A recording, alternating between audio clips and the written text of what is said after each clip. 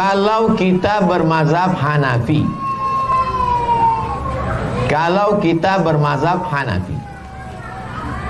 terus ada ustadz bilang mazhab Maliki dalam bertayamum, apa boleh kita ganti-ganti mazhab sesuai dengan keadaan emergensi? Ini pertanyaannya pertanyaan berilmu, karena cerita tentang campur mazhab, namanya talfiq.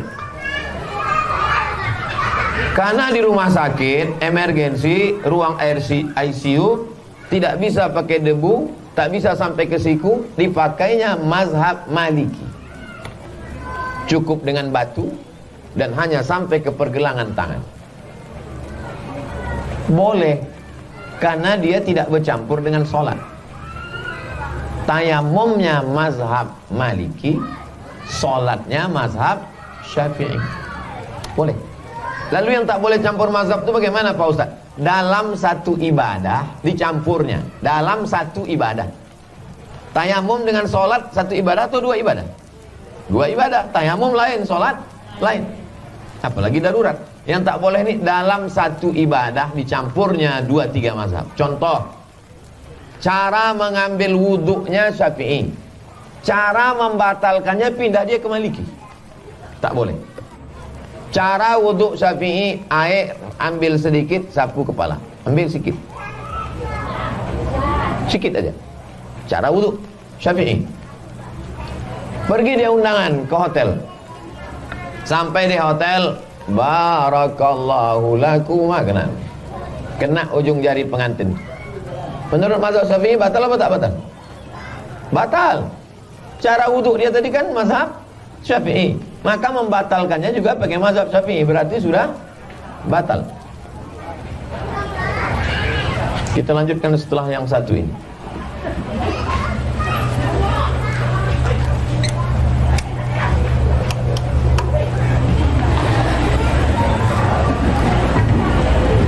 Nanti kalau tak saya hidupkan lampu, nampak di rekaman tuh muka saya hitam.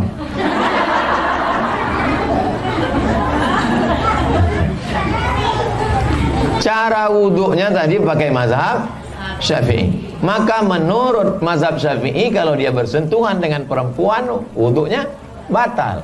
Tiba-tiba setelah selesai dari acara di hotel tuh, pergi dia Masjid Ar-Rahman, sholat dia. Ditanya kawannya, wuduk kau kan sudah batal tadi. Aku pakai mazhab Maliki, bersentuhan kalau tak bersyahwat tak batal. Ini tak boleh. Kenapa tak boleh? Karena dia mencampur dua mazhab dalam satu ibadah. Cara wuduknya Syafi'i, cara membatalkannya dia pindah ke Maliki. Adapun ibadahnya berbeda, boleh. Beda mazhab, beda ibadah, boleh. Yang tak boleh itu berpindah ke lain hati.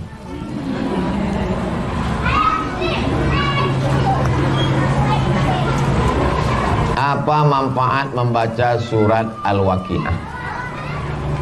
Siapa yang membaca surat Al-Waqi'ah, maka dia dijauhkan Allah dari faqah. Faqah itu di atas miskin. Selalu dikatakan miskin papa. Pernah dengar kata miskin papa? Tak pernah. Di atas miskin lagi. Dijauhkan Allah dari miskin. Yang jadi masalah hadis itu dhaif. Hadis yang paling tinggi sahih. Di bawah hadis sahih hasan. Di bawah hadis hasan dhaif. Di bawah hadis dhaif maudhu'. Ada sekelompok orang tidak mau mengamalkan hadis dhaif. Asal hadis itu dhaif, jangan amalkan. Allahumma laka sumtu wa bika amantu ala rizqi afdatu. Dhaif. Allahumma barik lana fima razaqtana wa qina azabannar. Dhaif. Membaca surat Yasin untuk orang meninggal dunia, iqra'uha ala mautakum. Dhaif. Siapa yang baca surat Al-Waqi'ah, dijauhkan Allah dari miskin papa, miskin susah melarat. Dhaif. Tidak mau dia mengamalkan hadis dhaif. Saya termasuk mengikut ulama yang membolehkan mengamalkan hadis dhaif. Yang Ustaz ikut siapa? Imam Nawawi. Ajma'al ulama ala jawazil amali bil hadis dhaif. Ulama ijma' bahwa boleh mengamalkan hadis dhaif. Boleh mengamalkan hadis dhaif. Jadi kalau diamalkannya surat Al-Waqi'ah ini boleh, tak salah. Kalau kita ingin ada berkeinginan, bisa Allah mempermudahkan hajat kita.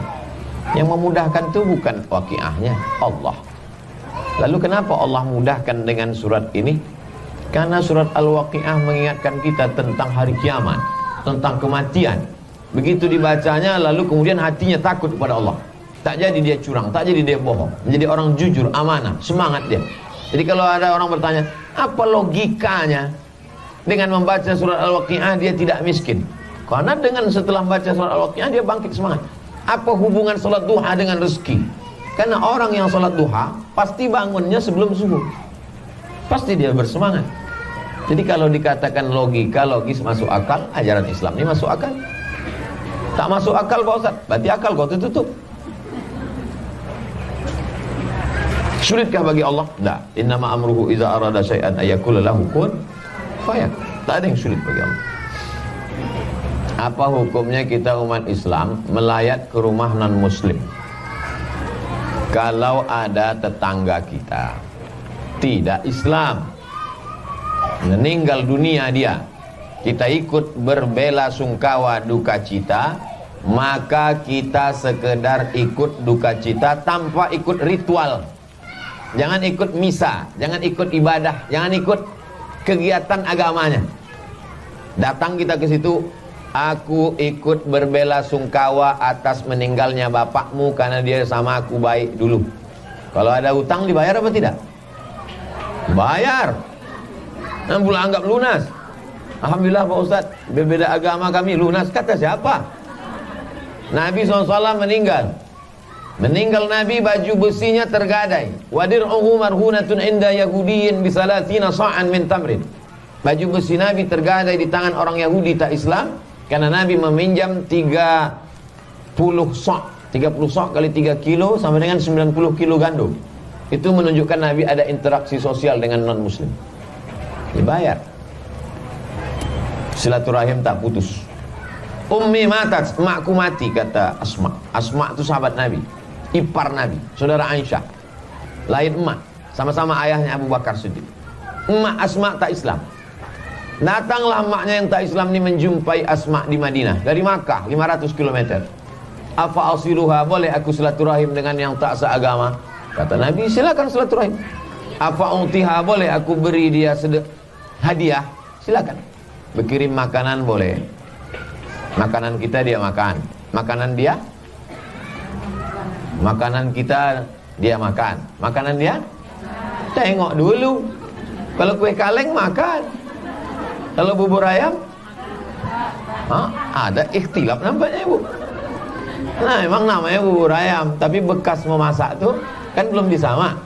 Baru ingat, oh iya, tadi ingat ayamnya. Nah jadi insya Allah kita karena sudah terbiasa bertetangga dengan non muslim, itu sudah lazim biasa. Kalau di Medan orang undangan pesta dibuat ada 2 tenda. Tenda makanan Islam, tenda makanan tak Islam, karena bertetangga dengan kawan yang tak Islam. Jadi kalau kita datang undangan, ya datang, jangan ikut ritualnya. Datang, makan sini. Jangan makan sini, singgah pula sini. Kau kenapa situ? Sikit aja Pak Ustaz. Oh lain. Jangan ikut ritual. Sekedar cukup bela sungkawa, menunjukkan bahwa kita bertetangga baik, berkawan baik. Islam ini tidak mengajarkan membunuh orang hanya karena berbeda agama. La yanhakumullahu 'anil ladzina lam yuqatilukum fid din. Kalau mereka yang tak seagama denganmu itu tidak memerangimu, walam yukhrijukum min diyarikum, tidak mengusirmu dari kampung halamanmu. 2 syaratnya. Dia tidak memerangimu, dia tak mengusirmu dari kampung halamanmu. Anta barruhum, kau boleh baik, buat baik sama dia. Wa tuqsitu ilaihim, bersikap adil. Kalau dia tidak mengusirmu, dia tidak memerangimu, kau boleh bersikap adil dan berbuat baik kepada dia. Ini ajaran Islam. Ajaran Islam itu asal tak sama agama, pancung kepalanya, larikan kompornya. Islam ini agama yang berlapang dada menerima perbedaan. Wala ana abidum ma'abattum wala antum abiduna ma'abud lakum dinukum waliyan. Itulah kaji kita petang. Ada kertas susulan? Habis. Mudah-mudahan yang kita lakukan petang ini diridhai Allah Subhanahu wa taala dicatat sebagai amal soleh.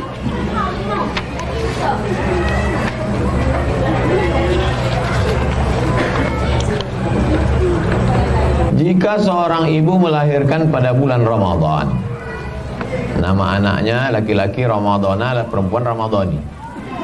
Tak ada di sini, saya aja nambah. Tentu dia tak bisa puasa. Dia sudah berniat untuk mengqadha, membayar fidyah. Namun beberapa tahun kemudian ternyata dia lupa, belum dia laksanakan. Jika terjadi hal seperti ini, apakah berdosa? Apakah masih diterima Allah jika dilakukan kembali? Ini bulan Ramadan, waktu dia hamil. Ini bulan Ramadan, maka dia mesti mengqadha puasanya itu sebelum lewat Ramadan berikut. Kalau lewat Ramadan berikutnya ke Ramadan yang satu lagi, maka dia kena denda karena lalai. Satu qadha sehari, satu qadha plus satu fidyah. Satu fidyah, satu mud, 7 on setengah. Tapi jangan betul-betul kasih 7 mud setengah, karena satu mud di situ maksudnya satu makanan.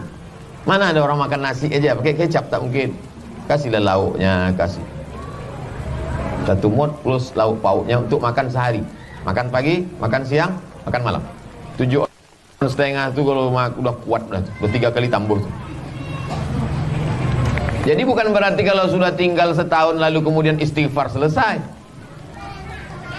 Anak ibu berapa? 10. Tinggal yang lalu cincailah itu Pak Ustaz. Oh, tak bisa begitu. Hitung. Man mata, siapa yang mati, wa alaihi siyamun, punya utang puasa, shoma anhu waliyuhu, maka ahli warisnya melaksanakan puasanya. Mak saya tanya, mak, waktu mengandung aku dulu berapa hari mak tak puasa? 30 hari. Karena kau dalam perut ku asyik sakit-sakit aja. Aku pun ikut sakit gara-gara kau. 30 hari tak puasa. Waktu menyusukan berapa hari? 30 hari. Menyusukan 2 tahun, 30 hari. Jadi untuk saya 90 hari dia tak puasa. Saya tanya, sanggup tak mak mengqadha? Waktu itu umurnya 70. Sanggup tak mengqadha? Sanggup. Qadha. Kalau tak sanggup, ku bayarkan fidyah. Kata dia sanggup. Dia meninggal hari Senin sesudah makan sahur. Tak tinggal puasa Senin Kamis. Umur 70. Waktu itu qadhanya udah lunas. Sudah hitung-hitung 90 saya, 90 adik saya, kami adik-beradik 2, udah habis sudah lunas sudah. Saking lamanya dia puasa sunat. Terus puasa sunat. Sehat walafiat. Naik angkot ke pasar Ramayana. Asal belanja sehat. Perempuan yang mengandung anak atau menyusukan anak tidak sanggup berpuasa 3 mazhab. Mazhab yang pertama mengatakan qadha saja, tak bayar fidyah.